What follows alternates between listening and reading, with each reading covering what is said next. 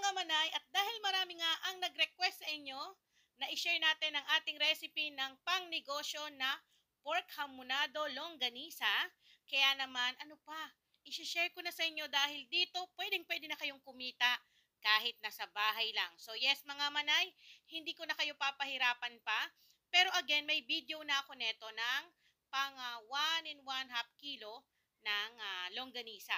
Pero dito sa ating recipe nakikita ninyo, maramihan to. So 5 kilos to ng pork. So ang gamit ko dito mga manay ay pork kasim kasi yun yung parte na malambot.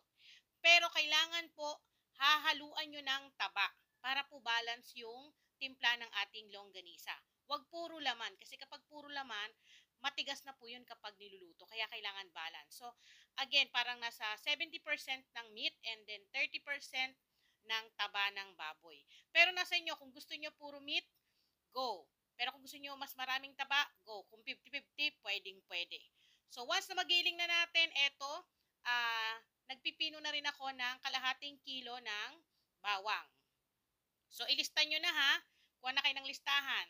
So 500 grams na minced garlic ang ating gagamitin para dito sa ating 5 kilos ng longganisa. At para sa magtatanong ulit ng ating ginamit na gilingan ng ating karne at itong ating food processor, ilalagay ko na lamang po yung link sa aking description box sa baba. At pagkatapos natin magiling yung ating karne, so tayo naman ngayon ay magtitimpla na. Ito na po ay nahugasan na ha, bago ko giniling yan. So naglagay ako ng paminta, ng asin, ng asukal na puti, then yung ating maraming bawang. So sa ating asukal na puti, sa magtatanong, manay, sobrang daming asukal.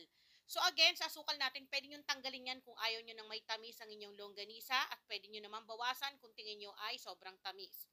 Meron din tayo ditong oyster sauce at naglalagay din ako ng curing salt. Yung nakikita nyong kulay pink na powder na yon, yun po ay curing salt. At meron tayong 1 liter ng pineapple juice.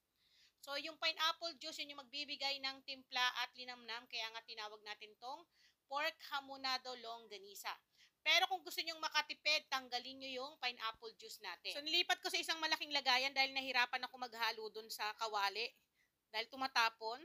So, bakit ba tayo naglalagay ng ating curing salt? So, mga manay, yung curing salt natin, ayun po ay nakakatulong para sa ating mga ginagawa na pagproseso ng ating mga frozen meat.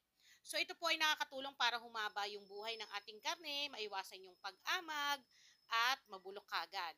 So, tumatagal po yung buhay ng ating karne. Nagiging pinkish siya, nagiging fresh yung ating mga frozen food na ginagawa. Pero again, kung ayaw nyong lagyan, kahit wala nun ay pwedeng-pwede naman. Kaya huwag kayong mag-alala kung wala kayong mabili.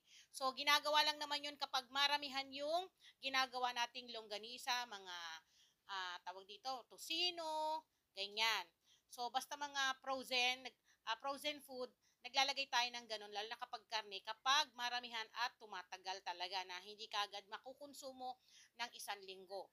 So, pag may curing salt mga manay, ang nangyayari kasi tumatagal po yung ating karne ng 6 to 8 months. So, kailangan lamang po tama yung paglalagay ng sukat natin. Hindi kailangan sumobra dahil, syempre, masama ang sobra. Then, dito, gumamit po ako ng hog casing. So, ito po, in-order ko lamang online. Pwede kayong maghanap online mga manay. Mura lang to. Tapos, yung ating panali. Ayan, ilalagay ko na lamang po lahat sa description box sa aking caption para po alam ninyo kung saan ako bumibili para wala na kayong mga itatanong o order na lang kayo, bahala na kayo mga manay. At again, hindi ako yung nagbebenta ng mga hog casing mga manay ha. Huwag sa akin kayo mag-order. So eto, nilalak na natin yan. So meron din akong video neto na yun nga yung pang maliitang recipe lang para sa mga gustong mag-try lang. At doon may mabagal akong pagtatali para masubaybayan nyo na ang mas maayos at malinaw. So dito napakadali lang naman sa umpisa, mangangapa ka kung paano magbuhol, paano magtali. Pero kapag nasanay ka, mamaniin mo na lang. Then kung wala kayong ganon, yung machine na panggiling na ginamit ko, pwede kayong gumamit ng ganito, yung manual. So mas madali to mga manay, ayan oh. 'Di ba? So hindi kayo mahihirapan magpalaman sa inyong hog casing. Then babawasan niyo lang yung dulo para po mabuhol ninyo, malak ninyo at hindi lumuwa o lumabas yung laman ng ating longganisa. Tapos kapag tingin nyo ay kulang pa, ayan, sasalpakan nyo lang ng panibagong karne ulit sa loob. So, madali lang gawin.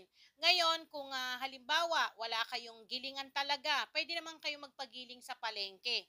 So, ang gagawin nyo lang, mas mainam talaga na hugasan nyo na yung karne bago nyo ipagiling para po hindi nyo na huhugasan pag uwi ninyo ng bahay. So, ganun po sa mga gustong mag-try talaga na walang kakayahan makabili ng machine. So, ako kasi, kaya ako nagpo-provide ng ganitong gilingan para sure ko talaga na, alam mo yon, ako talaga yung pumipili ng karne, nagigilingin ko, yung iba gumagamit ng mga, tawag dito, yung mga frozen meat, pwede rin naman, basta i-check nyo lang po ng maigi. Siyempre, di ba, lalo na kung pambenta at tayo rin naman ng kakain yung pamilya natin, wag natin tipirin sa sangkap. At kailangan mas masuri natin ng maayos yung bawat gagamitin natin sa ating mga paninda para hindi po tayo masira sa ating mga customer, lalo na kung pamilya din natin ang kakain.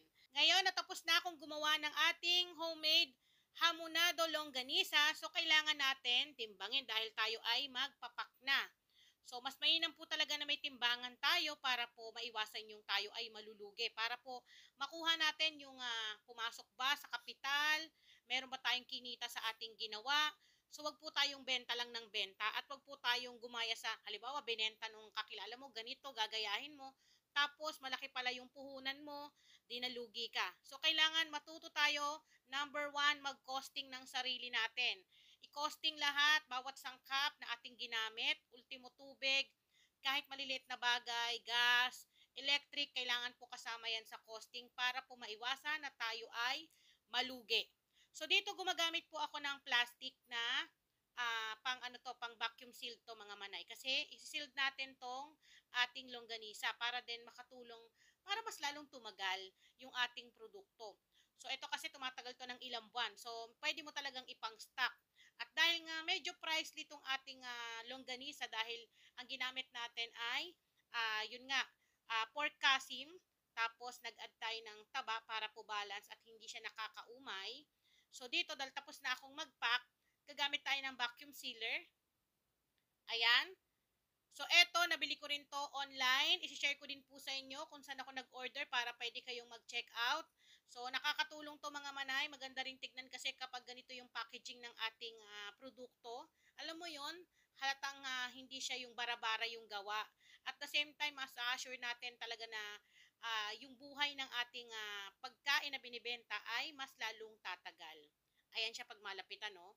So, madali lang tong gamitin mga manay. Kaya dun sa mga magtatanong ng mga viewers natin ngayon, lahat po ng mga ginamit ko rito, packaging, itong vacuum sealer, machine, lahat po yun nilalagay ko na lamang po yung link sa aking description box sa baba.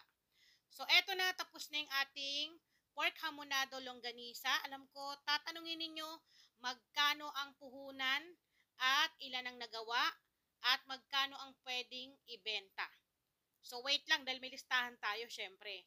Kailangan may costing tayo dyan, mga manay. At again, disclaimer po ha, ayun po ay base sa uh, presyo ng mga bawat napamili kong sangkap ha.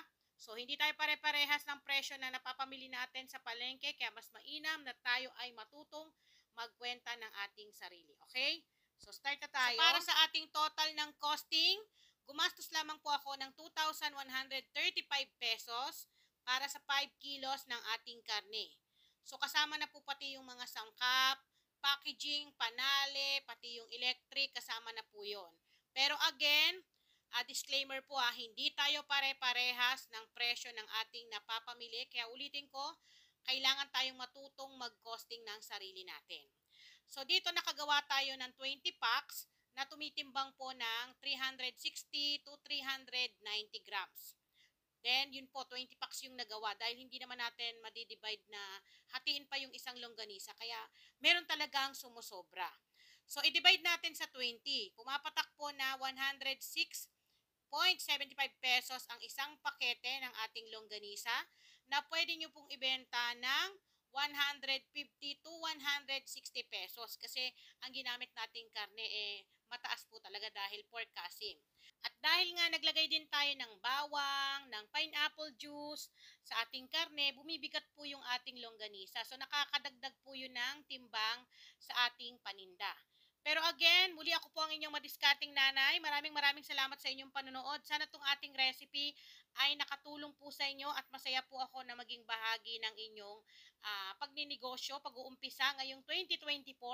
Kaya mga manay, itry nyo na itong ating recipe at magkita-kita po ulit tayo sa susunod pa nating ibabahaging pang negosyo idea na pwede nyong pagkakitaan.